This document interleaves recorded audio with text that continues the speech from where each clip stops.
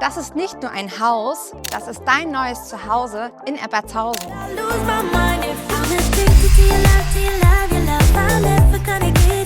233 Quadratmeter Raum für alles, was dir wichtig ist. Mit einem modernen Kamin, einer offenen Küche und Essbereich. Und einen Wintergarten mit Blick ins Grüne. Ein Garten wie ein kleines Paradies. Im ersten Obergeschoss findest du 3 große Schlafzimmer und eins davon mit ganz großem Balkon.